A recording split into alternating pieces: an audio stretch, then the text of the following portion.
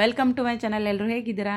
So ಈ ಬೇಸಿಗೆ ಶುರು ಆದ್ರಂತೂ ಎಲ್ಲರ ಮನೆಯಲ್ಲೂ ತರಕಾರಿಗಿಂತ ಹೆಚ್ಚಾಗಿ ಹಣ್ಣುಗಳೇ ಬೇಕಾಗ್ತಾ ಇರುತ್ತೆ. ಅದರಲ್ಲೂ ಈ ಥರದ ಸೀಸ್ನಲ್ ಫ್ರೂಟ್ ಆಗಿರೋ ಈ ದ್ರಾಕ್ಷಿ ಆಗಿರ್ಬೋದು, ಕಲ್ಲಂಗಡಿ, ಕರ್ಬೂಜ ಈ ಥರ ಹಣ್ಣುಗಳು ತುಂಬಾ ಯೂಸ್ ಆಗ್ತಾ ಇರುತ್ತೆ. ಸೊ ಹಂಗಾಗಿ ನಾನು ಕೂಡ ಈ ದ್ರಾಕ್ಷಿ ಅದೆಲ್ಲನೂ ಕ್ಲೀನ್ ಮಾಡಿ ಇಡೋಣ ಅಂತ ಮಾಡ್ತಾಯಿದ್ದೀನಿ.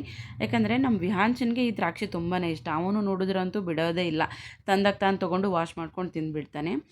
ಇದನ್ನು ನೀಟಾಗಿ ಕ್ಲೀನ್ ಮಾಡಬೇಕಾಗುತ್ತೆ, ಯಾಕಂದರೆ ತುಂಬಾ ಪೆಸ್ಟಿಸೈಡ್ ಹಾಕಿರ್ತಾರೆ ಈ ದ್ರಾಕ್ಷಿಯಲ್ಲಿ. ಸೊ ಹಂಗಾಗಿ ಒಂದು ಸತಿ ನೀರಲ್ಲಿ ಹಾಕ್ಬಿಟ್ಟು ತೊಳೆದು ಆಮೇಲೆ ಮತ್ತೆ ಇನ್ನೊಂದು ಸತಿ ಚೆನ್ನಾಗಿರೋ ನೀರಲ್ಲಿ ಹಾಕಿಬಿಟ್ಟು ನಾವು ಅದಕ್ಕೆ ಉಪ್ಪು ಮತ್ತು ಸೋಡಾ ಹಾಕಬೇಕು. ಇದಕ್ಕೆ ಉಪ್ಪು ಮತ್ತು ಸೋಡಾ ಹಾಕೋದ್ರಿಂದ ಚೆನ್ನಾಗಿ ಪೆಸ್ಟಿಸೈಡ್ ಎಲ್ಲನೂ ರಿಮೂವ್ ಆಗುತ್ತೆ. ಸೊ ಹಂಗಾಗಿ ಇದನ್ನು ನಾನು ಉಪ್ಪು ಆಮೇಲೆ ಸೋಡಾನ ಹಾಕ್ತಾಯಿದ್ದೀನಿ. 1 ಸ್ಪೂನ್ ಆಗೋಷ್ಟು ಉಪ್ಪು, ಒಂದು ಅರ್ಧ ಸ್ಪೂನ್ ಆಗೋಷ್ಟು ಸೋಡಾ, ಇದು ಇಷ್ಟ ಹಾಕ್ಬಿಟ್ಟು ಚೆನ್ನಾಗಿ ಮಿಕ್ಸ್ ಮಾಡಬೇಕಿದು. ಅದು ಎಲ್ಲ ಕಡೆನೂ ಈ ಸೋಡಾ ಮತ್ತು ಉಪ್ಪೆಲ್ಲನೂ ಮಿಕ್ಸ್ ಆಗಬೇಕು. ಆ ಥರ ಚೆನ್ನಾಗಿ ಮಿಕ್ಸ್ ಮಾಡಿಬಿಟ್ಟು ಇದನ್ನು ಒಂದು 20 ನಿಮಿಷ ನಾವು ಅದೇ ನೀರಲ್ಲೇ ಬಿಟ್ಬಿಡಬೇಕು. ಅಂದರೆ ಅದು ಚೆನ್ನಾಗಿ ಕ್ಲೀನ್ ಆಗುತ್ತೆ. ಸೊ ಇವಾಗ ಒಂದು 20 ನಿಮಿಷ ಬಿಟ್ಬಿಡ್ತಾ ಇದ್ದೀನಿ. 20 ನಿಮಿಷ ಆದಮೇಲೆ ಕ್ಲೀನ್ ಮಾಡಿ ಇಟ್ಕೋಬೇಕು. ಆಮೇಲೆ ಈ ದ್ರಾಕ್ಷಿಯಲ್ಲಿ ಆ್ಯಂಟಿ ಆಕ್ಸಿಡೆಂಟ್ಸು ತುಂಬಾ ಜಾಸ್ತಿ ಇರುತ್ತೆ. ಸೊ ಹಂಗಾಗಿ ಇದು ನಮ್ಮ ಸ್ಕಿನ್ನಿಗಾಗಿರ್ಬೋದು, ಆಮೇಲೆ ಹೇರ್ ಗ್ರೋತ್ಗೂ ಆಗಿರ್ಬೋದು, ಆಮೇಲೆ ಅನಿಮಿಕ್ ಆಗಿರುವಂತಹ ಟೈಮಲ್ಲಿ ಇದನ್ನು ದಿನಾ ಒಂದೊಂದು ಬೌಲಷ್ಟು ತೊಗೊಳ್ತಾ ಬಂದರೆ ನಮ್ಮ ಬ್ಲಡ್ ಕೂಡ ಇಂಪ್ರೂವ್ ಮಾಡ್ಕೋಬೋದು.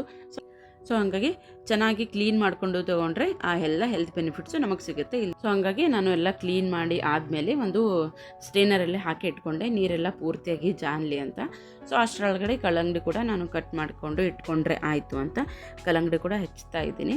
ಯಾಕಂದರೆ ನಾನು ಇದು ಮಕ್ಕಳೆಲ್ಲ ತಿನ್ನೋಕ್ಕೂ ಒಂದು 2 ಗಂಟೆ ಮುಂಚೆನೇ ಚೆನ್ನಾಗಿ ಕ್ಲೀನ್ ಮಾಡಿ ಇಡ್ತೀನಿ. ಆಮೇಲೆ ಬಾಕ್ಸಿಗೆ ಅದೆಲ್ಲ ಹಾಕೋಕ್ಕೂ ಕೂಡ ತುಂಬ ಈಸಿ ಆಗುತ್ತೆ ಈ ಥರ ಮುಂಚೆನೇ ಕಟ್ ಮಾಡಿ ಇಟ್ಕೊಂಡ್ರೆ. ಆಮೇಲೆ ಈ ಕಲ್ಲಂಗಡಿ ನಾವು ಒಂದು ಸತಿ ಹೆಚ್ಚಿದ್ರೆ ಆಯಿತು, 1 ಇಲ್ಲ 2 ದಿವಸದಲ್ಲಿ ಖಾಲಿ ಮಾಡಿಬಿಡ್ಬೇಕು. ಇಲ್ಲಾಂದರೆ ಆ ಟೇಸ್ಟು ಅದು ಇರೋದೇ ಇಲ್ಲ, ಟೇಸ್ಟೇ ಚೇಂಜ್ ಆಗಿಬಿಟ್ಟಿರುತ್ತೆ. ಸೊ ಹಂಗಾಗಿ ಆದಷ್ಟು ಬೇಗ ಖಾಲಿ ಮಾಡಿದ್ರೆ ಹೆಲ್ತಿಗೂ ಕೂಡ ಒಳ್ಳೆಯದು. ಕಟ್ ಮಾಡಿ ಇಟ್ಟಿರೋದು ತುಂಬ ದಿವಸ ನಾವು ಯೂಸ್ ಮಾಡೋಕ್ಕಾಗಲ್ಲ. ನೋಡೋಕ್ಕೆ ಚೆನ್ನಾಗಿ ಕಾಣಿಸಿದ್ರು ಕೂಡ ಬಟ್ ಇದರ ಹೆಲ್ತ್ ಬೆನಿಫಿಟ್ಸು ಕಡಿಮೆ ಆಗ್ತಾ ಬರುತ್ತೆ 2 ದಿವಸ ನಾವು ಕಟ್ ಮಾಡಿ ಇಟ್ಟಾದಮೇಲೆ. ಸೊ ಹಂಗಾಗಿ ನಾನು ಎಷ್ಟು ಬೇಕೋ ಅಷ್ಟನ್ನು ಮಾತ್ರ ಕಟ್ ಮಾಡಿ ಇಟ್ಕೊಂಡು ಉಳಿದಿರೋದನ್ನು ನಾನು ಜ್ಯೂಸ್ ಮಾಡಿ ಖಾಲಿ ಮಾಡ್ತೀನಿ. ಆಮೇಲೆ ಈ ಕಡೆ ದ್ರಾಕ್ಷಿ ಎಲ್ಲನೂ ಚೆನ್ನಾಗಿ ನೀರು ಜಾನಿತ್ತಲ್ಲ, ಸೊ ಇದನ್ನು ಕೂಡ ಬಾಕ್ಸಿಗೆ ಹಾಕಿ ಇಟ್ಕೊಂಡು ಬಿಡೋಣ ಅಂತ ಹಾಕ್ತಾಯಿದ್ದೀನಿ. ಅಂದರೆ ನಾನು ಈ ಬಿಡಿಸಿರುವಂಥ ದ್ರಾಕ್ಷಿ ಏನಿದೆಯಲ್ಲ ಇದನ್ನು ಫಸ್ಟು ತಿನ್ನೋಕ್ಕೆ ಕೊಟ್ಬಿಡ್ತೀನಿ 1 ದಿವಸದಲ್ಲಿ ಅಥವಾ 2 ದಿವಸದಲ್ಲಿ. ಆಮೇಲೆ ನಾವು ಈ ದ್ರಾಕ್ಷಿ ಬಿಡಿಸದೇ ಇರೋದು ಆ ಥರನೇ ಇಟ್ಕೊಂಡ್ರೆ ಇದು ಆರಾಮಾಗಿ ನಾವು 4 ರಿಂದ 5 ದಿವಸದವರೆಗೂ ಚೆನ್ನಾಗಿ ಯೂಸ್ ಮಾಡ್ಕೋಬೋದು. ಟೇಸ್ಟ್ ಏನು ಚೇಂಜ್ ಆಗೋಲ್ಲ ಇದು ನಾವು ಅದೇ ಥರನೇ ಇಟ್ಕೊಂಡ್ರೆ.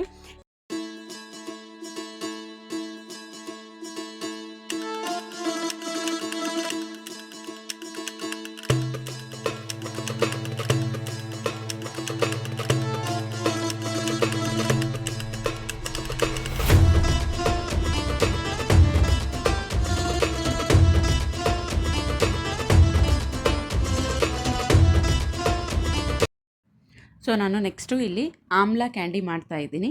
ಸೊ ನಾನಿಲ್ಲಿ ನೆಲ್ಲಿಕಾಯನ್ನು ಒಂದು ಅರ್ಧ kg ಆಗೋಷ್ಟು ನೆಲ್ಲಿಕಾಯಿ ತೊಗೊಂಡಿದ್ದೀನಿ. ಇದನ್ನು ಫಸ್ಟು ಚೆನ್ನಾಗಿ ಕ್ಲೀನ್ ಮಾಡ್ಕೋಬೇಕು. ಚೆನ್ನಾಗಿ ಕ್ಲೀನ್ ಮಾಡ್ಕೊಂಡು ಆದಮೇಲೆ ನಾನಿಲ್ಲಿ ಸ್ಟೀಮ್ ಮಾಡ್ಕೋತಾ ಇದ್ದೀನಿ. ನೀವು ಬೇಕಂದರೆ ಕುದಿಸ್ಕೋಬಹುದು, ಬಟ್ ನಾನಿಲ್ಲಿ ಸ್ಟೀಮರಲ್ಲಿ ಸ್ಟೀಮ್ ಮಾಡ್ಕೋತಾ ಇದ್ದೀನಿ. ಸೊ ಇದಕ್ಕೆ ನಾವು ಒಂದು 2 ಗ್ಲಾಸ್ ಆಗೋಷ್ಟು ನೀರು ಹಾಕಿಬಿಟ್ಟು ನಾವು ಅದರಲ್ಲಿ ನೆಲ್ಲಿಕಾಯಿ ಎಲ್ಲ ಹಾಕಿಬಿಟ್ಟು ಚೆನ್ನಾಗಿ ನೆಲ್ಲಿಕಾಯಿ ಎಲ್ಲನೂ ಸೆಟ್ ಮಾಡ್ಕೋಬೇಕು. ಅಂದರೆ ಚೆನ್ನಾಗಿ ಎಲ್ಲನೂ ಸ್ಟೀಮ್ ಆಗುತ್ತೆ. ಇದೊಂದು ಜಾಸ್ತಿ ಏನು ಟೈಮ್ ಹಿಡಿಯಲ್ಲ, ಒಂದು 10 ರಿಂದ 15 ನಿಮಿಷ ತೊಗೊಳುತ್ತೆ ಅಷ್ಟೇ.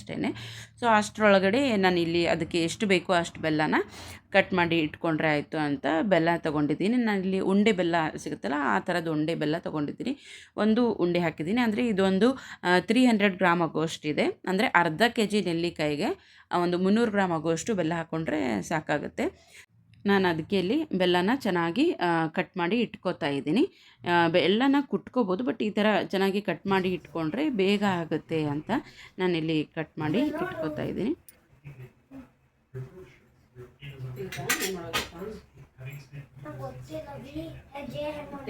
ತೆಗೆದು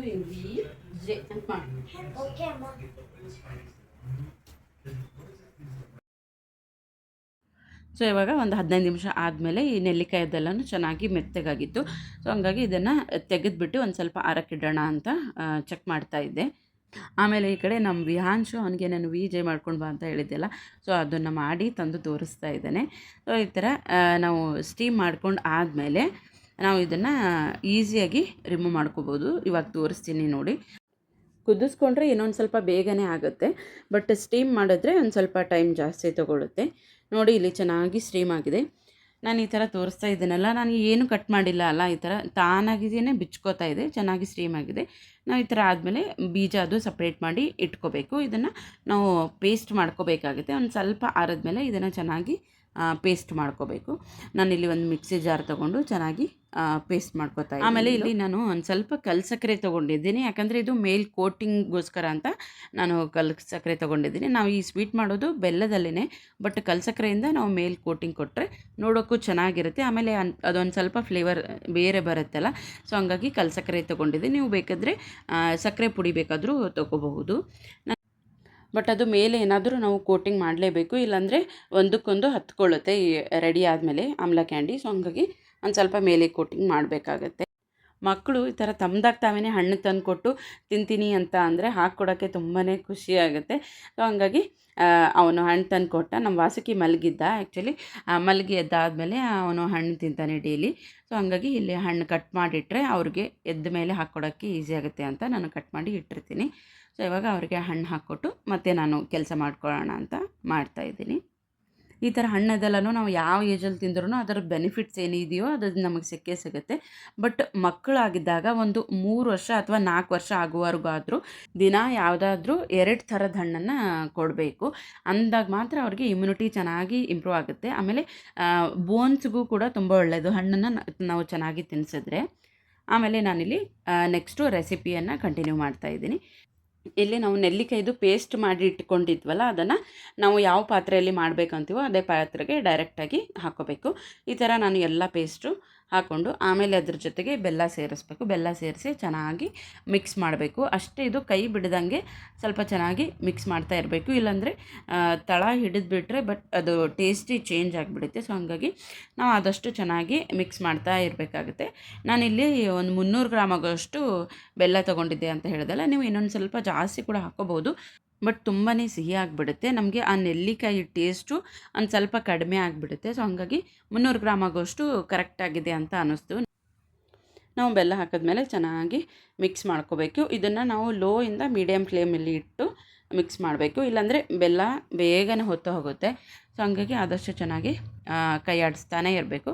ಕನ್ಸಿಸ್ಟೆನ್ಸಿ ನೋಡಿ ಚೇಂಜ್ ಆಗ್ತಾ ಇದೆ, ಕಲರ್ನೂ ನೋಡಿ ಚೇಂಜ್ ಆಗ್ತಾ ಇದೆ. ಕಲರ್ ಚೇಂಜ್ ಆಗ್ತಾ ಆಗ್ತಾ ಇದು ಕನ್ಸಿಸ್ಟೆನ್ಸಿ ಚೆನ್ನಾಗಿ ಗಟ್ಟಿಗೆ ಬರಬೇಕಿದು, ಅಂದರೆ ನಾವು ಜಾಮ್ ಎಲ್ಲ ರೆಡಿ ಮಾಡ್ತೀವಲ್ಲ ಆ ಕನ್ಸಿಸ್ಟೆನ್ಸಿಗೆ ಬಂದರೆ ನಮಗೆ ಉಂಡೆ ಮಾಡೋಕ್ಕೆ ಕರೆಕ್ಟಾಗಿ ಬರುತ್ತೆ ಇದು. ಸೊ ಹಂಗಾಗಿ ಸ್ವಲ್ಪ ಚೆನ್ನಾಗಿ ಮಿಕ್ಸ್ ಮಾಡಬೇಕು. ಇದು ಒಂದು ಸ್ವಲ್ಪ ಟೈಮ್ ತೊಗೊಳುತ್ತೆ, ಒಂದು ಅರ್ಧ ಗಂಟೆನಾದರೂ ಟೈಮ್ ಬೇಕು ನಾವು ಈ ಆಮ್ಲ ಕ್ಯಾಂಡಿ ಮಾಡೋಕ್ಕೆ. ನೋಡಿ ಈ ಕನ್ಸಿಸ್ಟೆನ್ಸಿಗೆ ಇರಬೇಕು ಅದು, ಅಂದರೆ ನಾವು ಈ ಥರ ಸೌಟಿದ್ದ ತೊಗೊಂಡು ಹಾಕಿದ್ರೆ ಅದು ಬೇಗ ಬೀಳಬಾರ್ದು. ಆ ಥರ ಕನ್ಸಿಸ್ಟೆನ್ಸಿ ಇದ್ದರೆ ನಮಗೆ ಉಂಡೆ ಮಾಡೋಕ್ಕೆ ಕರೆಕ್ಟಾಗಿ ಬರುತ್ತೆ ಅಂತ ಅರ್ಥ. ಆಮೇಲೆ ನಾನು ಇದಕ್ಕೆ ಉಳಿದಿರುವಂಥ ಇಂಗ್ರೀಡಿಯೆಂಟ್ಸ್ ಎಲ್ಲನೂ ಹಾಕ್ತಾಯಿದ್ದೀನಿ. ನಾನಿಲ್ಲಿ ಒಂದು ಅರ್ಧ ಸ್ಪೂನ್ ಆಗೋಷ್ಟು ಪೆಪ್ಪರ್ ಪೌಡ್ರ್ ಹಾಕಿದ್ದೀನಿ. ಆಮೇಲೆ ಅರ್ಧ ಸ್ಪೂನ್ ಆಗೋಷ್ಟು ಕಾಲ ನಮಕ್ ಹಾಕಿದ್ದೀನಿ. ಆಮೇಲೆ ಒಂದು ಸ್ವಲ್ಪ ಉಪ್ಪು ಹಾಕಿದ್ದೀನಿ, ಯಾಕಂದರೆ ನಾವು ಕಾಲ ನಮಕ್ ಹಾಕಿರೋದ್ರಿಂದ ಉಪ್ಪು ಒಂದು ಸ್ವಲ್ಪ ಕಡಿಮೆ ಹಾಕಿದ್ರೂ ನಡೆಯುತ್ತೆ. ಆಮೇಲೆ ಡ್ರೈ ಮ್ಯಾಂಗೋ ಪೌಡ್ರ್ ಇರುತ್ತಲ್ಲ ಅದನ್ನು ಕೂಡ ಸೇರಿಸಿದ್ದೀನಿ. ಇನ್ನೊಂದು ಸ್ವಲ್ಪ ಚಟ್ಪಟ, ಒಂದು ಸ್ವಲ್ಪ ಹುಳಿ ಖಾರ ಅದೆಲ್ಲ ಇರಲಿ ಅಂತ ನಾನು ಈ ಥರ ಕಾಲ ನಮಕ್ಕು ಆಮೇಲೆ ಡ್ರೈ ಮ್ಯಾಂಗೋ ಪೌಡ್ರ್ ಹಾಕಿದ್ದೀನಿ. ನೀವು ಬೇಕಾದರೆ ಈ ಡ್ರೈ ಮ್ಯಾಂಗೋ ಪೌಡ್ರ್ ಸ್ಕಿಪ್ ಮಾಡ್ಬೋದು, ಬಟ್ ಹಾಕಿದ್ರೆ ತುಂಬ ಚೆನ್ನಾಗಿರುತ್ತೆ ಟೇಸ್ಟು. ನೋಡಿ ಕನ್ಸಿಸ್ಟೆನ್ಸಿ ಈ ಥರ ಇರಬೇಕು. ಇವಾಗ ಇದನ್ನು ಚೆನ್ನಾಗಿ ಆರಕ್ಕೆ ಬಿಡಬೇಕು ನಾವು. ಒಂದು ಸ್ವಲ್ಪ ಪೂರ್ತಿಯಾಗಿ ತಣ್ಣಗಾದ್ಮೇಲೆ ನಾವು ಇದನ್ನು ಉಂಡೆ ಕಟ್ಟೋಕ್ಕೆ ಬರುತ್ತೆ, ಇಲ್ಲಾಂದರೆ ಇದು ತುಂಬಾ ಬಿಸಿ ಇರುತ್ತೆ, ಉಂಡೆ ಮಾಡ್ಕೊಳ್ಳೋಕ್ಕೆ ಆಗಲ್ಲ. ಅಂದರೆ ಪೂರ್ತಿಯಾಗಿ ತಣ್ಣಗಾದರೆ ಇದು ಒಂದು ಸ್ವಲ್ಪ ಇನ್ನೊಂದು ಸ್ವಲ್ಪ ಗಟ್ಟಿಯಾಗುತ್ತೆ. ಸೊ ಹಂಗಾಗಿ ಇದನ್ನು ಪೂರ್ತಿಯಾಗಿ ನಾವು ಮಾಡಿರುವಂತಹ ಪಾತ್ರೆಯಲ್ಲೇ ಚೆನ್ನಾಗಿ ಸ್ಪ್ರೆಡ್ ಮಾಡಿಬಿಟ್ರೆ ಬೇಗನೆ ತಣ್ಣಗಾಗುತ್ತೆ. ನೋಡಿ ಈ ಥರ ಚೆನ್ನಾಗಿ ಸ್ಪ್ರೆಡ್ ಮಾಡಿ ಇಡಬೇಕು. ನಾವು ನೆಲ್ಲಿಕಾಯಿನ ಡೈರೆಕ್ಟಾಗಿ ಆಗಿರ್ಬೋದು, ಆಮೇಲೆ ಜ್ಯೂಸ್ ಅಥವಾ ಮಾಡಿ ಆಗಿರ್ಬೋದು, ಮಕ್ಕಳಿಗೆಲ್ಲ ಕುಡ್ಸೋಕ್ಕಾಗಲ್ಲ ಅಲ್ಲ. ಸೊ ಹಂಗಾಗಿ ಈ ಥರದ್ದು ಏನಾದರೂ ಮಾಡಿಟ್ರೆ ಅವರು ಕೂಡ ತಿಂತಾರೆ ಅಂತ ನಾನು ಈ ಥರ ಆಮ್ಲ ಕ್ಯಾಂಡಿಯನ್ನು ಮಾಡಿ ಇಡ್ತಾಯಿದ್ದೀನಿ. ಇವಾಗ ನೋಡಿ ಪೂರ್ತಿಯಾಗಿ ತಣ್ಣಗಾಗಿದೆ. ತಣ್ಣಗಾದಮೇಲೆ ನಾವು ಇದನ್ನು ಚಿಕ್ಕ ಚಿಕ್ಕ ಬಾಲ್ ಸೈಜಲ್ಲಿ ಮಾಡಿ ಇಟ್ಕೋಬೇಕು. ಇದನ್ನು ನಾವು ಹಾಗೇ ಮಾಡೋಕ್ಕೆ ಹೋದರೆ ಕೈಗೆಲ್ಲನೂ ಅಂಟ್ಕೊಳ್ಳುತ್ತೆ ಇದು. ಸೊ ಹಾಗಾಗಿ ಒಂದು ಸ್ವಲ್ಪ ತುಪ್ಪ ಹಚ್ಕೊಂಡು ಇದನ್ನು ಚೆನ್ನಾಗಿ ನಾವು ರೌಂಡ್ ಶೇಪು ಮಾಡ್ಕೋಬೇಕು. ಯಾವ ಸೈಜ್ ಬೇಕಾದರೂ ಮಾಡ್ಕೋಬೋದು. ಆದಷ್ಟು ಚಿಕ್ಕ ಸೈಜ್ ಮಾಡಿಕೊಂಡ್ರೆ ಇದನ್ನು ನಾವು ಡೈಲಿ 1 ಅಥವಾ 2 ಆರಾಮಾಗಿ ತಿನ್ಬೋದು. ಯಾಕಂದರೆ ಇದು ಒಂದು ಸ್ವಲ್ಪ ಹುಳಿ ಜಾಸ್ತಿ ಇರೋದ್ರಿಂದ ಜಾಸ್ತಿ ತಿನ್ನೋಕ್ಕಾಗಲ್ಲ. ಸೊ ಹಾಗಾಗಿ ಆದಷ್ಟು ಚಿಕ್ಕ ಸೈಜ್ ಮಾಡಿಟ್ರೆ ಮಕ್ಕಳು ಕೂಡ ತಿಂತಾರೆ ಅಂತ ಚಿಕ್ಕ ಸೈಜಾಗಿ ಮಾಡ್ತಾಯಿದ್ದೀನಿ ನಾನು. ನೋಡಿ ಈ ಥರ ಚೆನ್ನಾಗಿ ರೋಲ್ ಮಾಡಿಕೊಂಡ್ರೆ ಆಯಿತು ಆಗುತ್ತೆ. ಇದನ್ನು ಕನ್ಸಿಸ್ಟೆನ್ಸಿ ಕರೆಕ್ಟಾಗಿ ಬರಬೇಕಿದು. ಆಮೇಲೆ ಸ್ವಲ್ಪ ಪೂರ್ತಿಯಾಗಿ ತಣ್ಣಗಾಗಿರಬೇಕು. ಸೊ ಇಷ್ಟನ್ನು ನೋಡಿಕೊಂಡು ನಾವು ಮಾಡಿದ್ರೆ ಈ ಆಮ್ಲಾ ಕ್ಯಾಂಡಿ ಪರ್ಫೆಕ್ಟಾಗಿ ಬರುತ್ತೆ. ಇದರ ಹೆಲ್ತ್ ಬೆನಿಫಿಟ್ಸು ತುಂಬಾ ಇದೆ. ಸೊ ಹಾಗಾಗಿ ನಾವು ಈ ಥರದ್ದು ಏನಾದರೂ ಮಾಡಿಟ್ರೆ ಡೈಲಿ 1 ಅಥವಾ 2 ತೊಗೊಂಡು ಈಸಿಯಾಗಿ ತಿನ್ಬೋದಲ್ಲ. ನಾನಿಲ್ಲಿ ಎಷ್ಟಾಗುತ್ತೋ ಅಷ್ಟು ಬೇಗ ಮಾಡ್ಕೊಳ್ಳೋಣ ಅಂತ ಮಾಡ್ತಾಯಿದ್ದೆ. ಬಟ್ ಅಷ್ಟರೊಳಗಡೆ ಬಂದುಬಿಟ್ರು ನಾವು ಕೂಡ ಮಾಡ್ತೀವಿ ಅಂತ. ಮತ್ತು ಇನ್ನೇನು ಮಾಡೋಕ್ಕಾಗಲ್ಲ ಅಂತ ಅವ್ರಿಗೂ ಕೂಡ ಕರ್ಕೊಂಡು ಮಾಡ್ತಾಯಿದ್ದೀನಿ. ಈ ಥರ ಕೆಲಸ ಕೊಟ್ಟರೆ ಖುಷಿ ಅವರಿಗೆಲ್ಲ. ಏನೋ ಒಂದು ಮಾಡ್ತಾಯಿದ್ದೀವಿ ಅಂತ ಹೇಳಿ. ನೋಡಿ ಎಷ್ಟು ಚೆನ್ನಾಗಿ ಎಲ್ಲ ರೌಂಡ್ ಮಾಡ್ದೆ. ಆಮೇಲೆ ಟೇಸ್ಟ್ ಕೂಡ ಇಷ್ಟಪಟ್ಟರು. ಅವರಿಬ್ರಿಗೂ ಕೊಟ್ಟೆ, ಟೇಸ್ಟ್ ಕೂಡ ತುಂಬಾ ಇಷ್ಟಪಟ್ಟರು. ಈ ಆಮ್ಲಾ ಕ್ಯಾಂಡಿ ಇದೆಲ್ಲ ಇದು ಮಕ್ಕಳಿಂದ ಹಿಡ್ಕೊಂಡು ವಯಸ್ಸಾದವ್ರವ್ರಿಗೂ ಎಲ್ಲರೂ ತಿನ್ಬೋದು ಇದು. ಸೊ ಆಮೇಲೆ ಟೇಸ್ಟಲ್ಲಿ ಕೂಡ ತುಂಬ ಚೆನ್ನಾಗಿರುತ್ತೆ. ಸೊ ಇದೇ ಥರ ನಾವು ಉಳಿದಿರೋದೆಲ್ಲನೂ ಚಿಕ್ಕ ಸೈಜಾಗಿ ಉಂಡೆಗಳನ್ನು ಕಟ್ಕೋಬೇಕು. ಸೊ ಹಂಗಾಗಿ ನಾನು ಎಲ್ಲನೂ ಇದೇ ಸೈಜಲ್ಲಿ ಮಾಡಿ ಇಟ್ಕೊಂಡಿದ್ದೀನಿ. ಸೊ ಇದಾದಮೇಲೆ ನಾವು ಆವಾಗ ಮಾಡಿದ್ವಲ್ಲ ಸಕ್ಕರೆ ಪುಡಿ, ಅಂದರೆ ಸಕ್ಕರೆ ಪುಡಿ ಮಾಡಿ ಇಟ್ಕೊಂಡಿದ್ದೆ ಅಲ್ಲ ನಾನು, ಅದನ್ನು ಎಷ್ಟು ಬೇಕೋ ಅಷ್ಟು ತೊಗೊಂಡು ನಾವು ಈ ಥರ ಚಿಕ್ಕ ಸೈಜ್ ಬಾಲ್ ಇಟ್ಟಿದ್ದಲ್ಲ ಇದರಲ್ಲಿ ನಾವು ಪೌಡ್ರ್ ಮಾಡಿ ಇಟ್ಕೊಂಡಿರೋದನ್ನು ಈ ಥರ ಮಿಕ್ಸ್ ಮಾಡಬೇಕು. ಅಂದರೆ ಚೆನ್ನಾಗಿ ಕೋಟಿಂಗ್ ಆಗುತ್ತೆ ಎಲ್ಲ ಕಡೆನೂ, ಅಂದರೆ ಒಂದಕ್ಕೊಂದು ಅಂಟ್ಕೊಳ್ಳಲ್ಲ. ಆಮೇಲೆ ನೋಡೋಕ್ಕೂ ಕೂಡ ಒಂಥರ ಡಿಫ್ರೆಂಟಾಗಿ ಕಾಣಿಸುತ್ತೆ. ಸೊ ಅದಕ್ಕೇ ಇದು ಆದಷ್ಟು ಸಕ್ಕರೆ ಪುಡಿ ಮಾಡಿ ಇಟ್ಕೊಂಡು ಅದರಲ್ಲೇ ಕೋಟಿಂಗ್ ಕೊಟ್ಟರೆ ತುಂಬ ಚೆನ್ನಾಗಿ ಅನಿಸುತ್ತೆ. ಈ ಅರ್ಧ kg ನೆಲ್ಲಿಕಾಯಲ್ಲಿ ನಾನು ಅಂದಾಜಿಗೆ 25ರಿಂದ 30 ಈ ಥರದ್ದು ಚಿಕ್ಕ ಸೈಜ್ ಆಗಿರುವಂತಹ ಬಾಲ್ಗಳನ್ನು ಮಾಡಿಕೊಂಡಿದ್ದೆ. ತುಂಬಾ ಚೆನ್ನಾಗಿತ್ತು ಟೇಸ್ಟು. ಎಲ್ಲರೂ ಕೂಡ ಒಂದು ಸತಿ ಟ್ರೈ ಮಾಡಿ ನೋಡಿ. ಸೊ ಟೆಕ್ಸ್ಚರು ಕೂಡ ನೋಡೋಕ್ಕೂ ಕೂಡ ಎಷ್ಟು ಚೆನ್ನಾಗಿ ಅನ್ನಿಸ್ತಿದೆ. ಸೇಮ್ ಜಾಮೂನ್ ಥರ ಅನ್ನಿಸ್ತಿದೆ, ಬಟ್ ಇದು ಹೆಲ್ದಿ ಜಾಮೂನ್ ಅಂತ ಅನ್ಬೋದು. ಆಮೇಲೆ ಇದು ನಮ್ಮ ಮನೆ ಪಕ್ಕದಲ್ಲಿ ಒಂದು ಬಿಲ್ಡಿಂಗ್ ಕನ್ಸ್ಟ್ರಕ್ಟ್ ಮಾಡ್ತಾ ಇದ್ದಾರೆ. ಸೊ ಈ ಕಲ್ಲು ನೋಡಿ ಇವರು ಪಾಪ ಬೆಳಗ್ಗೆಯಿಂದ ಪರದಾಡ್ತಾ ಇದ್ದರು ಈ ಕಲ್ಲನ್ನು ಹಾಕೋಕ್ಕೆ. ಫೈನಲಿ ಇದನ್ನು ಟ್ರಕ್ಕಿಗೆ ಹಾಕಿದ್ರು. ಸೊ ಅದನ್ನೇ ನನ್ನ ಮಕ್ಕಳು ನೋಡ್ತಾ ನಿಂತಿದ್ರು. ಸೊ ಅವ್ರಿಗೆ ಚೆನ್ನಾಗಿ ಟೈಮ್ ಪಾಸ್ ಆಯಿತು ಅಂತಲೇ ಹೇಳ್ಬೋದು. ಯಾಕಂದರೆ ನಾನು ಈ ರೆಸಿಪಿ ಮಾಡೋಷ್ಟರಲ್ಲಿ ಒಂದು ಅರ್ಧ ಗಂಟೆಯಿಂದ ಒಂದು 40 ನಿಮಿಷದವರೆಗೂ ಆದರೂ ಅವ್ರು ಅಲ್ಲೇ ನಿಂತ್ಕೊಂಡು ಎಲ್ಲನೂ ನೋಡ್ತಾಯಿದ್ರು. ಈ ಥರ ಎಲ್ಲ ನೋಡೋಕ್ಕೆ ಒಂಥರ ಮಜವಾಗಿರುತ್ತಲ್ಲ. ನಾವು ದೊಡ್ಡವರಾದರೂ ಅಷ್ಟೇ ನೋಡ್ತಾ ನಿಂತ್ಬಿಡ್ತೀವಿ. ಸೊ ಹಾಗಾಗಿ ಅವರಂತೂ ಚಿಕ್ಕ ಮಕ್ಕಳು. ಸೊ ನೋಡಿ ಎಂಜಾಯ್ ಮಾಡ್ತಾಯಿದ್ರು. ಆಮೇಲೆ ನನ್ನ ಮಾಸಕ್ಕೆ ನಮ್ಮ ಬಿಯಾನ್ಸನ್ ಸಿಲೆಬಸ್ಸನ್ನು ಓದ್ತಾ ಇದ್ದೆ. ಸೊ ಅದನ್ನು ಒಂದು ಸ್ವಲ್ಪ ಕ್ಯಾಪ್ಚರ್ ಮಾಡಿದ್ದೀನಿ, ಕೇಳಿ. ಪದ್ಮ ಅವಾರ್ಡ್ ವಿನ್ನರ್ಸ್ ಯಾರಿರೋ? ಕರೆಕ್ಟ್.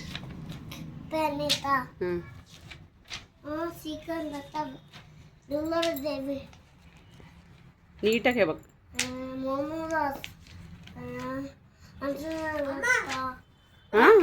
ಇದು ಯಾರು ಹೇಳು, ನೀಟಾಗಿ ಹೇಳು. ಸರಿ ಹೇಳು. ಅಂಚು ಜನ್ ಸ್ವಲ್ಪ.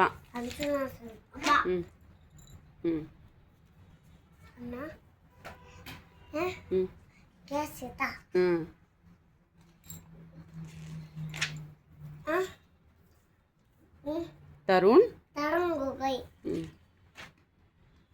ಯಾರು? ಸೊ ವಿಡಿಯೋ ನಿಮ್ಗೆ ಇಷ್ಟ ಆಗಿದ್ರೆ ಪ್ಲೀಸ್ ಸಬ್ಸ್ಕ್ರೈಬ್ ಮಾಡ್ಕೊಳ್ಳೋದನ್ನು ನಮ್ಮ ಹತ್ರ ಮರಿಬೇಡಿ. ಸಿಗ್ತೀನಿ ಮತ್ತೊಂದು ವಿಡಿಯೋ ಜೊತೆಗೆ.